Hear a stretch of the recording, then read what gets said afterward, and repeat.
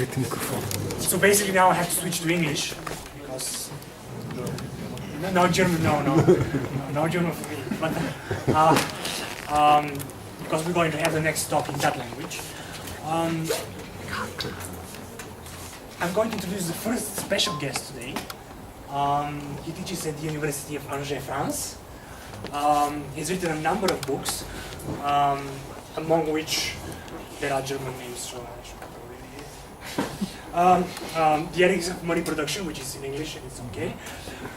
This one is in German. Ordnung und Anarchie. Yes. Okay. Mises, The Last Night of Liberalism. And also I'm really happy to say that we've almost finished translating an essay called Deflation and Liberty.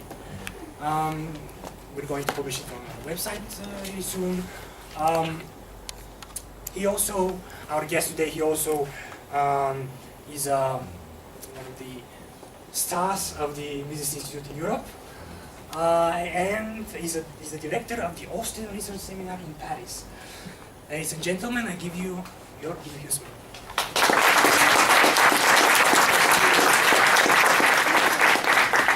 Thank you very much for this warm welcome. This is my first trip to Bulgaria, and so my first time in Sofia. Actually, it's the second trip to Bulgaria because when I was a little boy, I was 7 years old, my parents had just bought a house in Germany, so they didn't have much money. They were looking for a cheap vacation. So we went to Bulgaria. I have many memories still from that time. It was in 1973. And one memory which stuck was on the airport. We were flying to Bulgaria with a propeller machine, and so my mother was scared. So it was the first time that I saw my mother scared. Yeah, so, and a wonderful time in Bulgaria, and I had a wonderful time already here. Yesterday evening, I made acquaintance with Bulgarian cooking, which is famous, especially for grilled meat, and I discovered various other things. So it's a great pleasure to be here, and I'm impressed by this conference. I'm impressed to see so many people who are interested in the Austrian School of Economics, but also knowledgeable about the Austrian School of Economics. So this is certainly a fruitful event, and I hope that I can contribute a few things to this. The two talks that I will deliver are extensions of work that I published last year in one of the books that were unpronounceable because they were published in German. So the title of the book is Krise der Inflationskultur, and will be just the crisis of the inflation culture. And the title is a little bit inappropriate. I talk about the crisis of the inflation culture, but the point of the book is precisely that what we perceive as the crisis of the inflation culture today is just one of the consequences of a fiat monetary system. So in other words, the disadvantages of a fiat monetary system do not just spring from the fact that occasionally you get crisis from it, but there are other consequences that result systematically from it, most notably cultural consequences, about which I will talk later. In my present talk, I will address the question whether fiat money helps to finance the economy. And this is the standard opinion today among economists in all countries.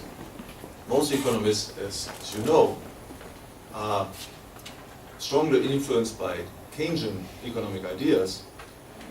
Even those economists who do not think of themselves as being Keynesians are very strongly influenced by Keynesian economic ideas, especially when it comes to finance.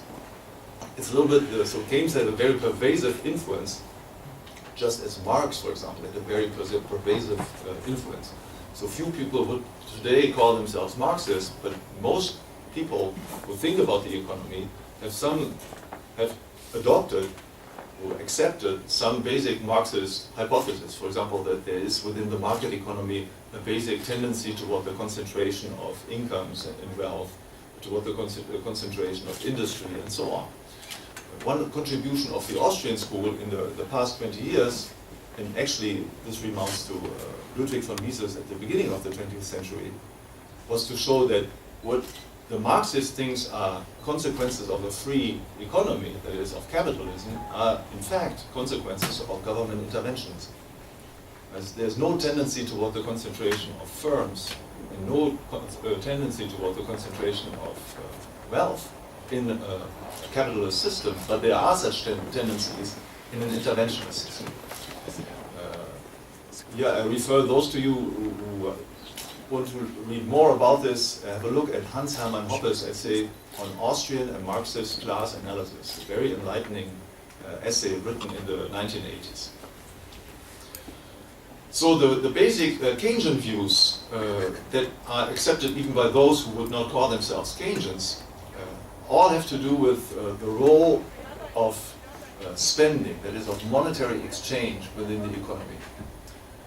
The basic dogma of Keynesian economics is that monetary spending, is the exchange of money, is the driving engine of the economy. The more money we spend, the better it is. Okay.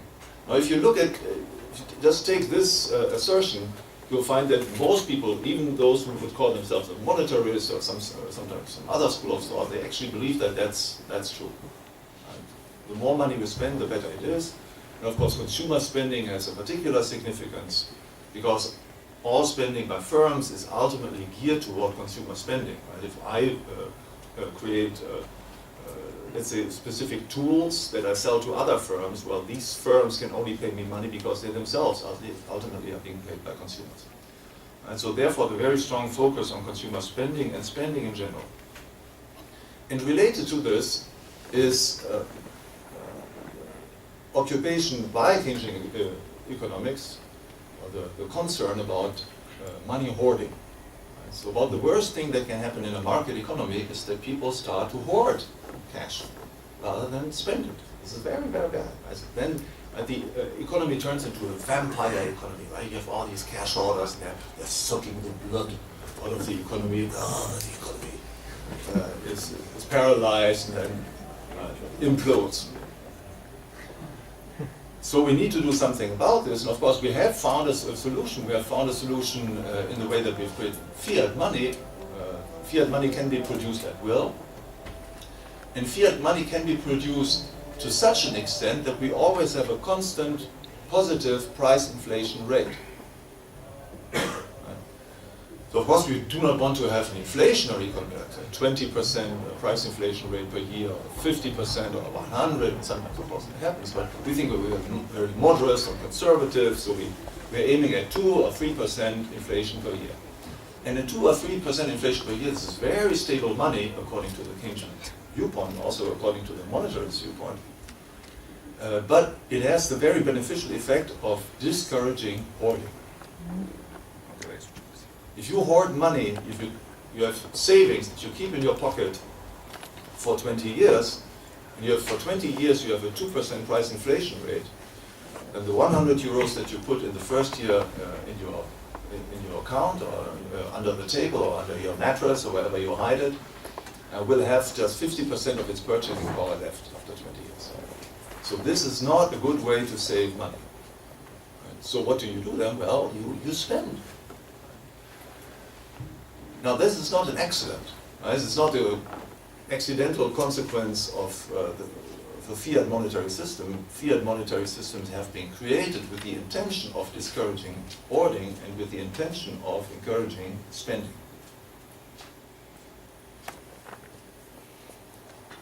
And another consequence that follows from it is the stimulus for financial markets, financial exchange, that results from such a policy. I've pinned down here a little basic scheme that illustrates the 5 basic ways in which we can use monetary revenue, monetary income, and we can use whatever any euros that we earn or dollars to buy perishable consumer goods. Right? In that case, we have the case of consumer spending, or we can save it.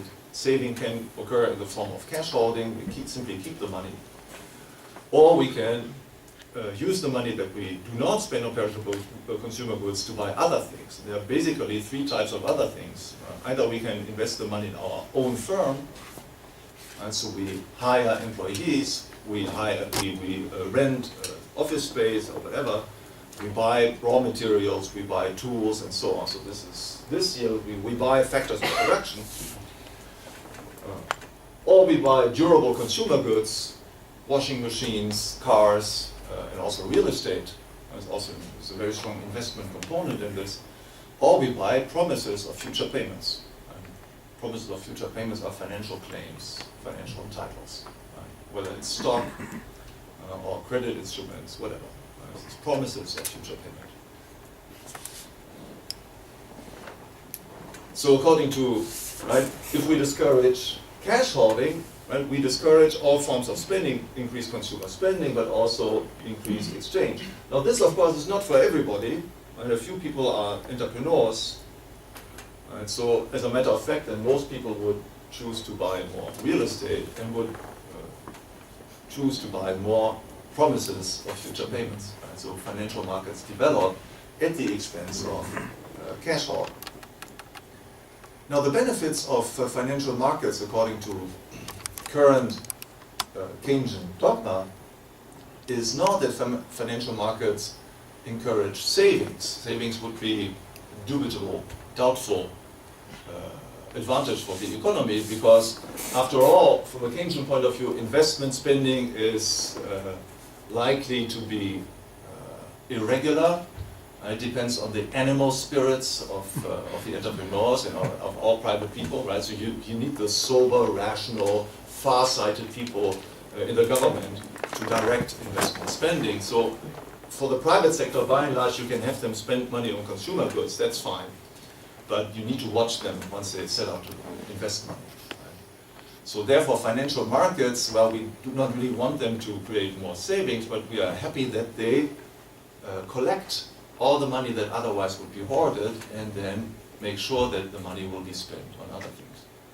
So therefore, the importance of fractional reserve banking, about which you have heard a few lectures this morning, right? Fractional reserve banks do not keep the cash that they receive from their customers in their vaults, right? But they transfer this cash to other people. So this is very important from a Keynesian point of view.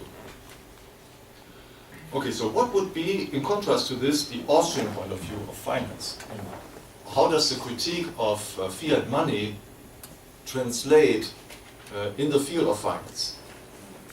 Is it true that fiat money encourages financing of firms or financing of consumer spending, or not?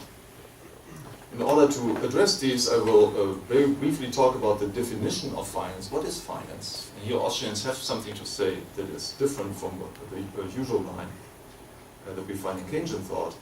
Then I'll say a few things about finance in a free society. Lots of things could be said about this, but I'll say a few things.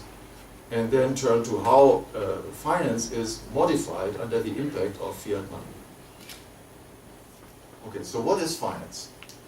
Finance comes from the Latin verb finare, which means to bring to an end. Finance is that which allows us to bring our activities to an end. Everybody can start various activities, not everybody can finish.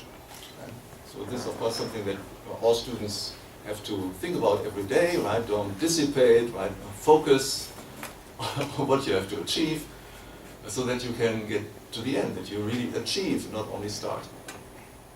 So what do we need in order to achieve? Well, of course, we need certain competences and so on, but we also need time. And finance allows us to survive the time needed to achieve our projects. So what does finance do? Well, from an Austrian point of view, and this has been stressed in the 1930s by Richard von Striegel, for example, in his book Capital and Production, what finance does, and also by Böhm-Barberg before, what finance does, finance means to provide consumer goods to people engaged in various activities.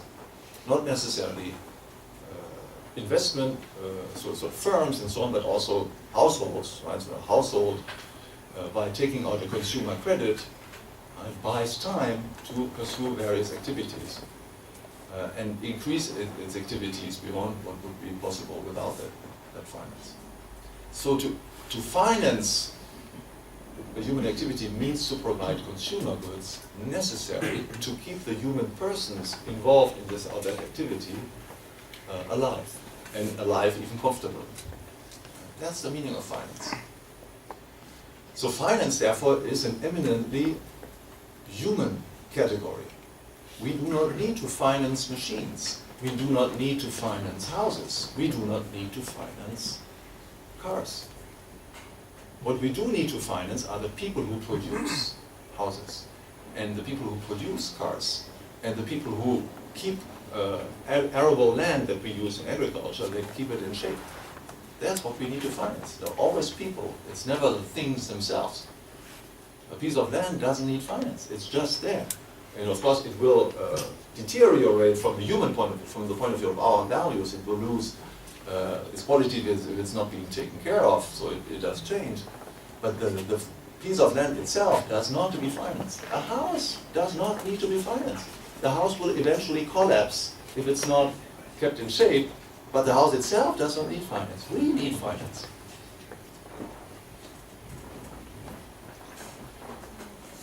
So then the next question is, where do these consumer goods come from? Consumer goods necessarily, so that we use in the future for our activities, come from current production and are not being produced, are not being destroyed in the present.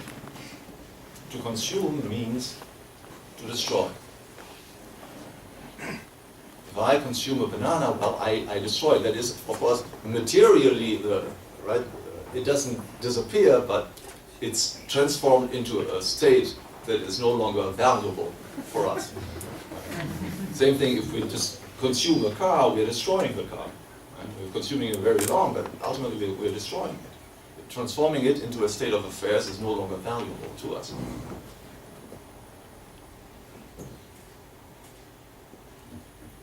So to finance something always presupposes savings. Somebody, either we ourselves or somebody else, needs to renounce to current consumption in order to allow us to consume. Either I myself produce whatever today, 15 coconuts, and I only eat one, so I have 14 other coconuts that I can eat in the 14 next days. And so I don't have a coconut fiesta on the first day, so I have a great party and so on, then it's all gone. And so I save. That's also the meaning of savings, right? I save them from being destroyed for the moment, the fruits of my product today. And so finance always presupposes savings on the side of somebody. What are the forms of savings? Well, there are different forms of savings, so that's what we see here. Savings can be made in the form of cash, right? If we have monetary revenue, it can be hoarded in cash. That's one form of savings, also called plain saving. Or we can invest those savings, that is, buy various other things that will create revenue in the future.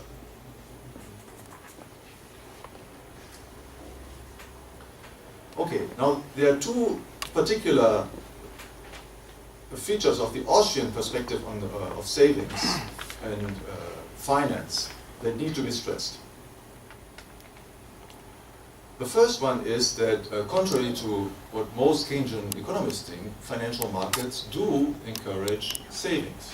Financial markets provide a remuneration of present savings. Right? So I buy a promise of a future payment, and the future payment that is being promised is typically not simply the restitution of the amount of money that I give now, but the restitution plus something extra. So savings are being remunerated, therefore financial markets create a tendency for savings to increase, at least in a competitive economy. The second thing is even more fundamental. It concerns the role of cash hoarding. Cash hoarding from a Keynesian point of view is the exact opposite of investment. It has the exact opposite effects and is very detrimental from an overall social point of view. By spending our money, by investing it, we benefit other people. We finance somebody else. Right? We buy a promise from somebody who sells us a stock or who sells us a bond or whatever, so this person can now use our savings for his own projects and so on. That's fine. If we buy factors of production, we create revenue to the people who sell us those factors of production. If we buy durable consumer goods, we create revenues to people who have sold us those goods. If we hold cash, we don't create revenues to anybody. Okay, so this is then very, very bad from a Keynesian point of view.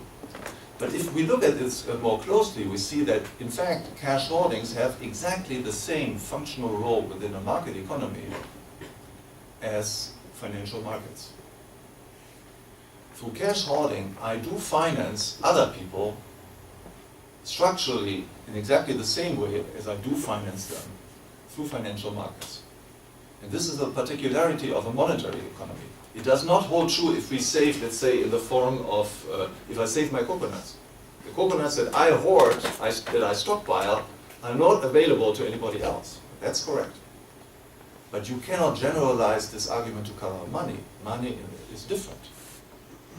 If I start cash hoarding, the impact is, well, of course, if I alone won't be a big impact, but if many people start to hoard, then precisely because less money is being exchanged against all other goods, there will be a tendency for prices to drop. And this is the basic law of diminishing marginal utility. Right? Less of the good is available, so each unit has a higher value to all users, so it is being exchanged in a smaller quantity against all other goods. So what does this mean? It means that the money units that are not being hoarded, that are still being used to make exchanges, have a higher purchasing power. Because some people start hoarding money, other people suddenly can buy more things. They can buy more consumer goods, they can buy more factors of production, they can buy more real estate, etc., etc. So cash hoarding has functionally exactly the same function, the same role as financial markets. That does not mean that all consequences are the same, but this aspect is the same. Cash holding finances, it's part of interpersonal finance.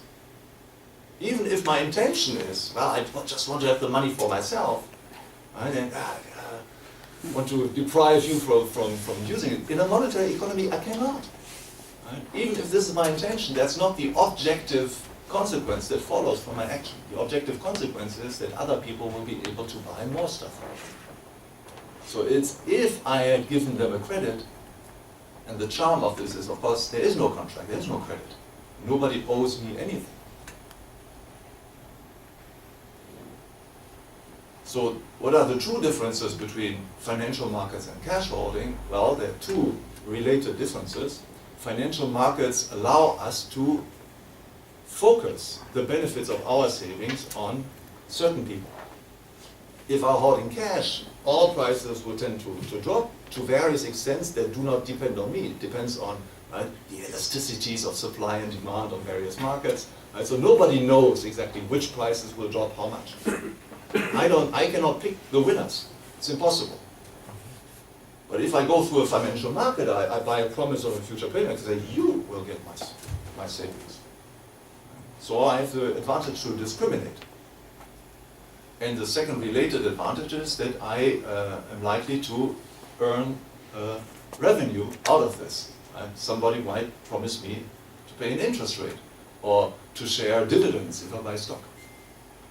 So that's the true difference. You see, and of course, once we have realized this, we get a whole different perspective on what it means on finance and the role of financial markets within a market economy. Financial markets in a free economy, so this is my next point, finance in a free economy means that we have a competitive order in which all those different choices, well, can take place and do take place, but in which we do not create any special advantages for financial investments. In a free society, all social relations are based on the respect of private property. So nobody has, and we rule out the institutionalization of coercion, so nobody has the right to force other people to adopt certain forms of behavior. In particular, nobody has the right to force people to use fiat money. So what kind of money would people use? Well, some might use maybe bitcoins, okay? Most people would probably use some sort of natural money that is precious metals. And whether you use bitcoins or precious metals, in both cases, the reasons why we would use those types of money are very similar. Namely, that there is a tendency in a free market for those types of money to appreciate in purchasing power. In a free market, growing economy, right, the money stock typically does not grow as fast as the rest of the economy. Therefore, there is a tendency for prices to drop. And so we have a deflationary growth process. And in the deflationary growth process, there is a very strong incentive to save in the form of cash, which is the preferred way of saving for especially low-income households. For centuries, it's always been cash savings. So these people would save a lot of money because it would appreciate slowly, but would appreciate in the course of time. And as we have just seen, this would benefit all other market participants. In a free society, because of the deflationary tendencies, financial markets would of course exist. There would still be consumer credit, there would still be credits, there would still be something like a stock market. But of course, financial markets would be just a part of overall finance. It would not be the same thing as finance. It's one element in an organic composition of the structure of finance. Now these things change under the impact of fiat money. Fiat money, as you know, is money that is imposed on people. Therefore it's called fiat money. In French they say monnaie fiduciaire. So it's the trust money. You need to believe in it. Why do we need to believe in it? Well, because it has no inherent value. We are being paid with paper tickets or with coins that are of a very low metallic value. And so the only reason why we would accept them at a value that is far higher than their cost of production is because, well, we have no other choice. Okay? And once if everybody behaves accordingly, if everybody does as we do, well, then so we can trust that this will be the same tomorrow, well, then there's really no reason why we should change our behavior. It works. It's okay. So therefore the French call this monnaie fiduciaire. And the Americans emphasize the other aspect of fiat money, namely, well, that after all, this trust results from the force of the state that obliges all citizens to use that kind of money. Russian economist Yuri Kuznetsov has written a very good article on the question, published 17 years ago in the Review of Austrian Economics with the title "Fiat Money as an Administrative Good." So have a look at this. It's a good article.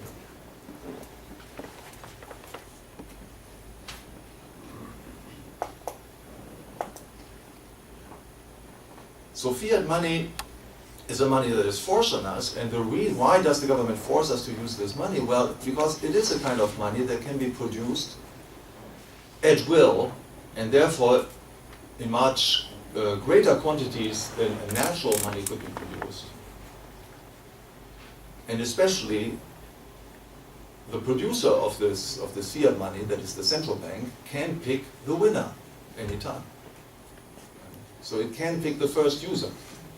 And the first user typically, among the first users, is always the government, directly or indirectly. So that's the reason why we have fiat money. I guess some of the lecturers this morning addressed this point, so I won't go into more detail. So I will stress now the impact of fiat money on finance. The first observation that we should make is that fiat money, by definition, can make no contribution to finance. Because what fiat money is, just more money. But finance, what we need in finance is more consumer goods that are available to finance other persons' activities. Fiat money per se is not a consumer good. We cannot eat fiat money. I mean, you might try it, I don't recommend, but the nutritive value is probably not zero, but it's very low, and you get lots of other problems associated with this. Yeah, so don't try it. Don't try it. And so by definition, it's not something that could finance other human activities. So what is the connection? Why does fiat money seem to facilitate financing the economy? Well, because fiat money allows us to redistribute revenues between people. Right? So this is the famous Cantillon effect. Right? The first users are benefited at the expense of later users, and especially of the latest users of the new money that is being created. Now this might create indirectly an increase of savings. In this case, Mises spoke about forced savings. And so this redistributive process, if it plays out in favor of households who save more than the average, right? In that case, fiat money might indeed facilitate the financing of the economy because it would create forced savings, additional savings that would not exist without this government intervention. So that's possible. It's not very likely. And it's not very likely, well, first of all, because if we look empirically at who are in fact the first users of this, and the first users is typically the government. Now, say what you will about the state and something that you need a government and the state and so on, okay, maybe fine. But you cannot say that governments are thrifty institutions, okay? So certainly governments are the biggest spendthrifts and the worst savers around. So that's the first point to make, and the second point is that, of course, once you create a permanent winner and he knows that he has this permanent additional source of revenue, his behavior would change. Let's say even if the central bank now looked at who are the most thrifty households in Bulgaria, and they start to change monetary policy, right? We have another transmission mechanism. we no longer lend the new money to banks and insurance companies and the government. Now we pick the thriftiest households in Bulgaria and say, here's your monthly check. Do something with it. Now, it's very likely that their behavior would change. Very likely that they would no longer save quite as much as before because they know, well, we have a big friend now. The government. Right? We have big checks that arrive. So why should we save a lot? Okay, anyway. One consequence that invariably follows from fiat money is the one that I've already underlined, is a positive, permanent positive price inflation rate. And this entails a very strong tendency toward the growth of financial markets. So financial markets start to grow faster than the rest of the economy and faster than all other forms of finance. Why is this so? It's so because especially a permanent positive price inflation rate stimulates the credit market. There are some students here, I will make a prediction now, concerned Austrian economists very rarely make predictions, but I'll make a prediction.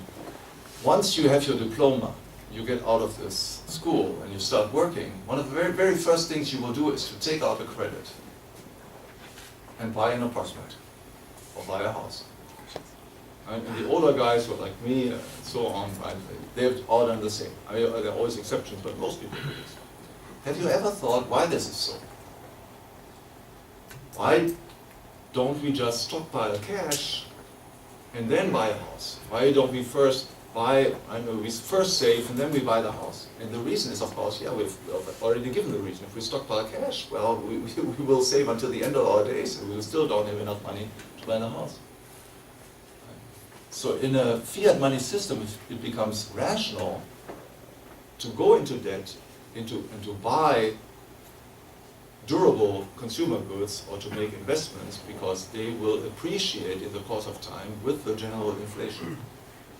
If you buy a house now, or you buy an apartment now, then the price of this house will appreciate with the general inflation. If you have every year 2 or 3% inflation rate, well, as a rule, you can expect the price of your apartment to increase at about the same rate. Sometimes it increases faster, but it's very rarely that it does not quite increase that much. Right? So you take a crowd credit now, you need to make monthly payments, you pay annuities. At the beginning, these monthly payments are a very heavy burden on your income, but your income too will increase in the course of time. Of course, because you become smarter and more experienced in your business, but simply also, even if you rest just as dumb as you are now, your revenue is likely to increase simply because there will be more and more money around, more and more money will be spent on things, so prices will increase. So your revenue will also increase. Now, if your revenue increases, it means that the burden of the debt service in your monthly budget diminishes. So at the beginning it's hard, but in 5 years it's already much lower, and 10 years it's very low, in 20 years you don't even think about it anymore. That's the reason why we go into debt. Now, the same reason that prompts us as households to go into debt also prompts governments to go even more into debt. And governments know that their tax revenue in 10 years, 20 years, 30 years will increase under the impact of inflation. Even if you have no progressive income tax, of course we do, but even if you don't, simply because of the inflation, government revenue will increase. So government will have an ever easier job to pay back the debt contracted in the past. And the same reason also holds for firms.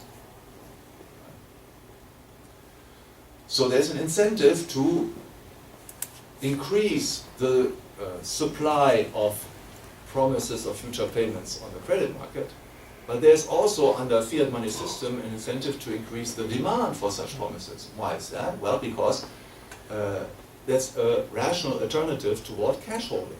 Right? Rather than keep my savings in cash and they lose value every year, I buy somebody else's promises of future payments, so at least I get some revenue out of this. So I'm partially or sometimes completely compensated for the loss of purchasing power. So if you have very low inflation rates, in fact, it's only if you have very low inflation rates between, let's say, 2 and 20% per year, right? This is a very powerful stimulus for financial markets.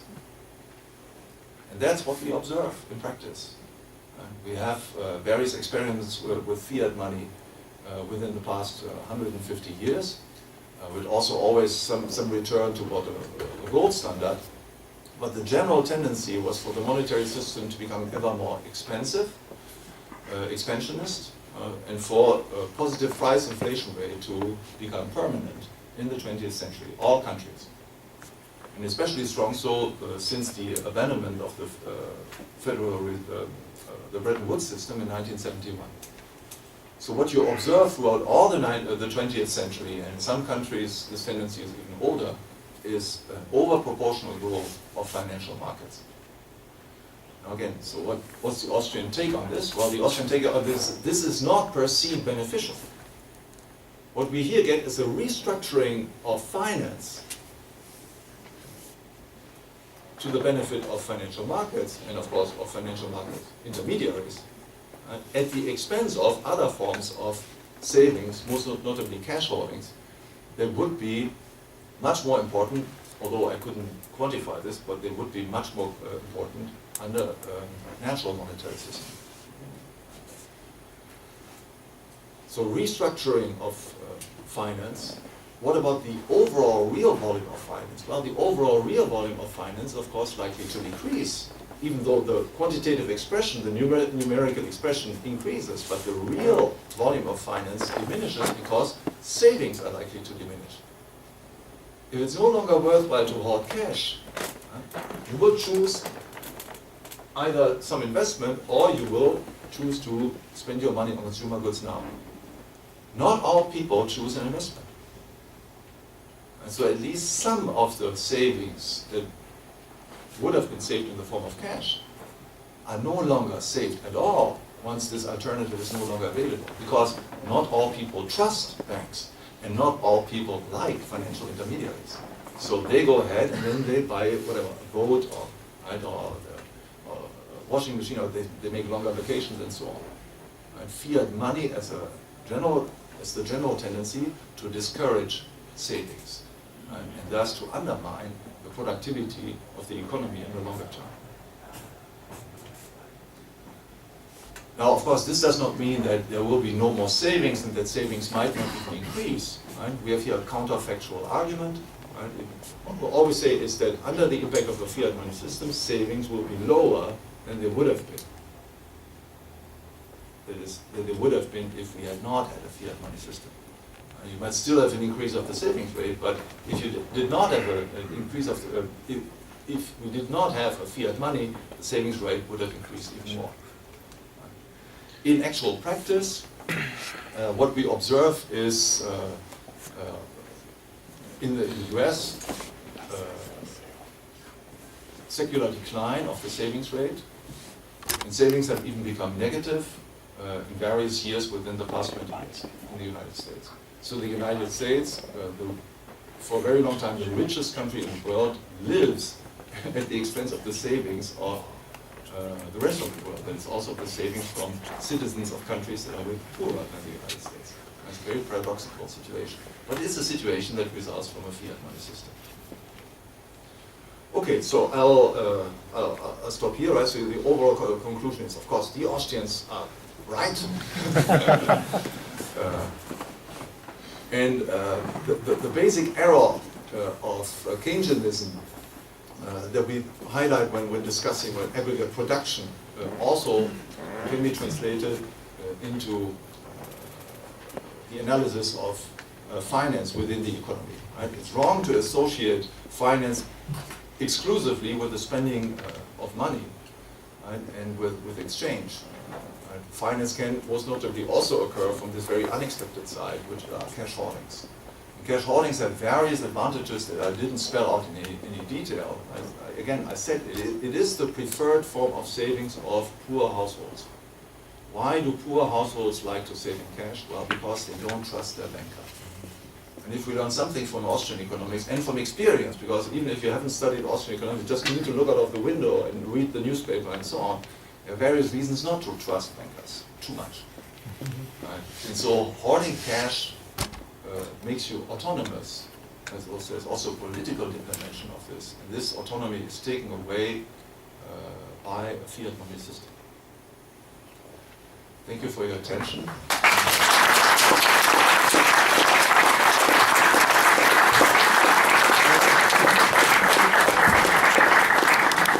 So basically what we're going to do now is have... Maybe one personal question. No, we're having a discussion after that.